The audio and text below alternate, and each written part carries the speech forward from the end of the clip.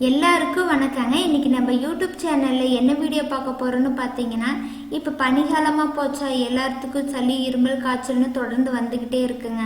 அதை சரி செய்யறதுக்கு பார்த்தீங்கன்னா வச்சுக்கோங்க, முசுக்கு தலையை வச்சு ஒரு சூப்பரான ரசம் செய்யலாங்க. இந்த ரசம் பார்த்தீங்கன்னா வச்சுக்கோங்க, குடிக்கிறதுக்கு தொண்டைக்கு நல்லா இதமாக இருக்கும்.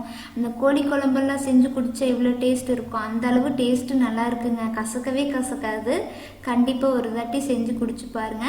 சரி, இது எப்படி செய்யலாங்கிறது வீடியோக்குள்ளே போய் பார்க்கலாம் வாங்க. இப்போ தான் நம்ம சேனலை ஃபஸ்ட் டைம் பார்க்குறீங்கன்னா லைக் அண்டு சப்ஸ்கிரைப் பண்ணிட்டு பாருங்கள். நம்ம வீட்டு செடிக்குள்ளே முசுக்கு தலை நல்லா தலைஞ்சு வந்துருந்ததுங்க.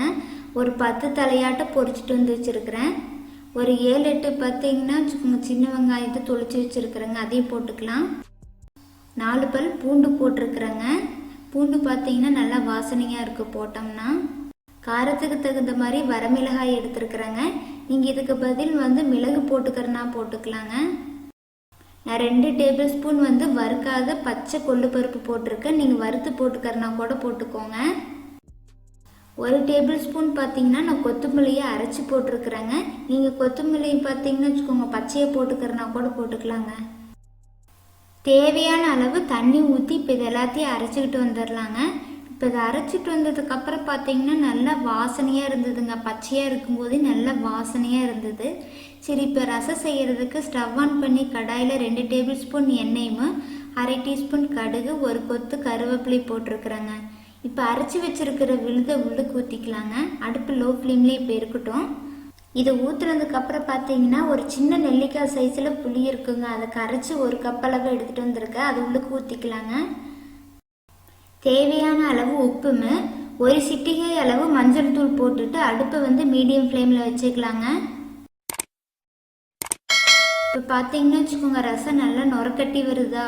இப்போ கரண்டியால் நல்லா கிளறி விட்டுக்கிட்டே வாங்க. இப்போ ஒரு 1/4 மணி நேரம் பார்த்தீங்கன்னா வச்சுக்கோங்க, ரசம் நல்லா கொதிச்சு வருங்க. கொதிச்சு வந்த உடனே கடைசியாக இந்த டேஸ்ட்டுக்காக ஒரு சின்ன துண்டு பார்த்தீங்கன்னா வெல்லம் இருந்ததுன்னா அது போட்டுக்கோங்க. நான் வெல்லம் போடலை. ஒரு சின்ன துண்டு வெல்லம் கடைசியாக போட்டுட்டு ஸ்டவ் ஆஃப் பண்ணிக்கோங்க. இந்த முசுக்கு தலை ரசம் பார்த்தீங்கன்னா நல்லா சூப்பராக கொதிச்சு வந்துருச்சுங்க. இப்போ ஸ்டவ் ஆஃப் பண்ணிவிட்டு நான் வேறு ஒரு பாத்திரத்தில் ஊற்றிக்க போகிறேங்க. இந்த தலை ரசம் பார்த்தீங்கன்னா ஒரு தாட்டி குடிச்சிங்கன்னா மறுபடியும் சளி பிடிக்கும் போது இதுதான் வேணும்னு கேட்பாங்க. அந்தளவு டேஸ்ட்டு நல்லா இருக்குங்க. கசப்பு தன்மை ஒரு துளி கூட இருக்காதுங்க. டேஸ்ட்டு ரொம்ப அட்டகாசமாக இருக்கும். கண்டிப்பாக இந்த வீடியோ உங்களுக்கு பிடிக்கும்னு நினைக்கிறேன். பிடிச்சிருந்ததுன்னா நம்ம சேனலை சப்ஸ்கிரைப் பண்ணி வச்சுக்கோங்க.